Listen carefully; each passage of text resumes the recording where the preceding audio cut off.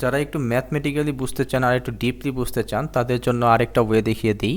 এই যে Q is equal to CV, এই ফর্মুলাতে একটু আগে আমরা দেখেছি, তাই না? একটা কাজ করি, এই ফর্মুলাটাকে আমি আরেকবার লিখি। ওকে, এখন আপনি চিন্তা করে দেখেন যে যখন ধরেন টাইম হচ্ছে t1, তখন ধরেন চার্জ হচ্ছে q1 এবং ভোল্টেজ হচ্ছে ধরলাম v1। ক্যাপাসিটেন্স তো ক্যাপাসিটেন্স, এটা তো কনস্ট্যান্ট, এটা তো আর চেঞ্জ হয় না। তারপর টাইম যখন t2, তখন ধরলাম চার্জ q2 এবং ভোল্টেজ হচ্ছে v2। এখন আমরা একটা কাজ করি, আমরা কি করি, 2 নং থেকে, ঠিক আছে, ধরলাম এটা হচ্ছে 1 নং আর এটা হচ্ছে 2 নং। সো আমরা 2 নং থেকে 1 নংটা বিয়োগ দেই। সো Q2 থেকে যদি আমরা Q1 বিয়োগ দেই তাহলে আমরা পাবো হচ্ছে চার্জের ডিফারেন্স। ঠিক একইভাবে আমরা যদি এই সিটাকে কমন নিয়ে নেই, সিটাকে কমন নেওয়ার পর আমরা যদি V2 থেকে V1 বিয়োগ দেই তাহলে আমরা পাবো হচ্ছে ডেল্টা ভি।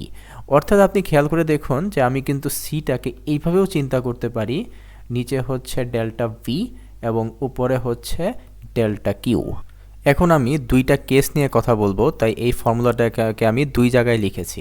আমি ধরে নিলাম যে প্রথম ক্যাপাসিটরের ক্যাপাসিটেন্স হচ্ছে 1 ফ্যারাডে এবং এই ক্যাপাসিটরের ক্যাপাসিটেন্স হচ্ছে 2 ফ্যারাডে। যদিও বাস্তবের সাথে না মিললেও সমস্যা নেই, আমরা ধরে নিই, ঠিক আছে? এন্ড আমি মনে করলাম যে উভয় ক্যাপাসিটরের ভোল্টেজ হচ্ছে 1 ভোল্ট আমি বৃদ্ধি করলাম, অর্থাৎ ডেল্টা ভি হচ্ছে 1 ভোল্ট। এখন দেখেন 1 ভোল্ট বৃদ্ধি করতে, দেখুন ডেল্টা ভি হচ্ছে 1 ভোল্ট। সো 1 ভোল্ট বৃদ্ধি করতে আমার প্রথম ক্যাপাসিটরে চার্জ জমা করতে হবে হচ্ছে 1 কুলম, তাই না? কিন্তু দ্বিতীয় ক্যাপাসিটরের চার্জ হবে হচ্ছে 2 কুলম।